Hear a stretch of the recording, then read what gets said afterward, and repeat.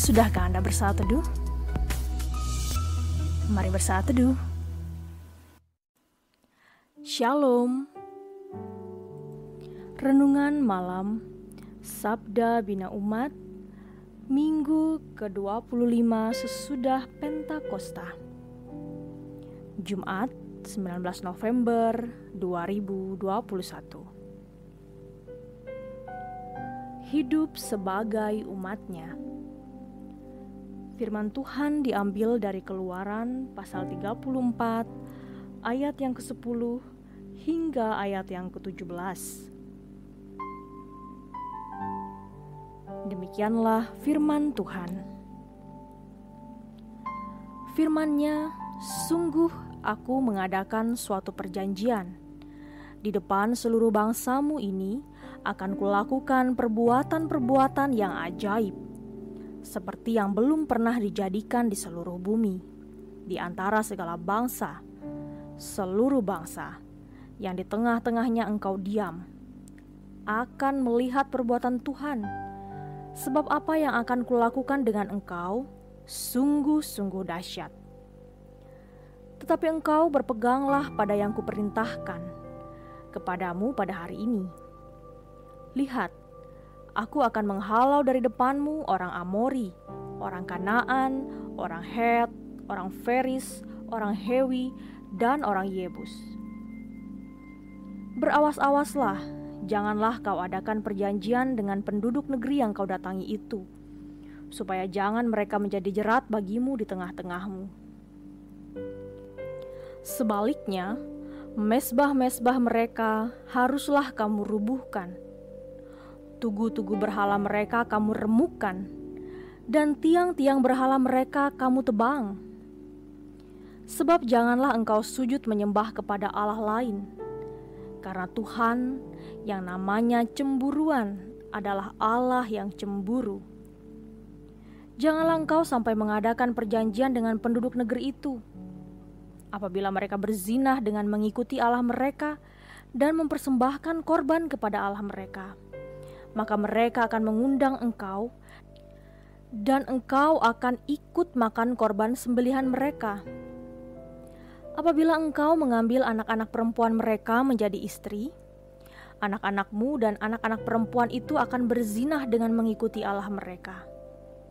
Maka mereka akan membujuk juga anak-anakmu laki-laki untuk berzinah dengan mengikuti Allah mereka. Janganlah kau buat bagimu Allah tuangan. Demikianlah pembacaan firman Tuhan. Berbahagialah orang yang mendengarkan firman Tuhan serta melakukannya dalam kehidupannya. Amin. Hidup ini sering memperhadapkan kita dengan kesempatan. Kesempatan dalam hal menjaga keutuhan keluarga, dalam pendidikan, kerja, usaha, bahkan dalam ranah pelayanan. Namun dengan berbagai alasan, terkadang kita tidak memanfaatkan kesempatan itu dengan baik. Memang ada pandangan yang mengatakan bahwa kesempatan itu tidak datang untuk kedua kali. Namun ada kalanya dalam hidup ini kita mendapat kesempatan kedua, seperti yang dialami oleh Israel. Israel menerima kesempatan baru atau kedua untuk hidup sebagai umat Tuhan. Oleh karena kasih-Nya, Tuhan berkenan memperbaharui hubungannya dengan Israel setelah terganggu karena Israel jatuh dalam dosa penyembahan patung anak lembu. Pembaharuan itu ditandai dengan keinginan Tuhan mengadakan perjanjian kembali dengan Israel. Pembaharuan dan perjanjian yang diadakan Tuhan sesungguhnya adalah kesempatan yang Tuhan berikan agar Israel hidup sebagai umat-Nya yang setia. Dalam hubungan itu, Tuhan berkenan menandai penyertaan-Nya dengan perbuatan-perbuatan ajaib yang akan dilakukannya dalam kehidupan umat-Nya. Artinya, jika kita setia dan taat hidup sebagai umat-Nya, maka Tuhan pasti menyertai dengan perbuatan-perbuatannya yang ajaib. Hidup sebagai umatnya, sebagaimana panggilan dari pembaharuan perjanjian itu, adalah berpegang pada perintah-perintah Tuhan, yaitu menjaga kekudusan sebagai umat dengan tidak mengadakan perjanjian dengan penduduk lain di luar Israel dan kawin dengan anak-anak perempuan dari bangsa lain. Juga tidak membuat alah tuangan dan menyembahnya. Israel justru diperintahkan untuk merubuhkan mesbah-mesbah berhala.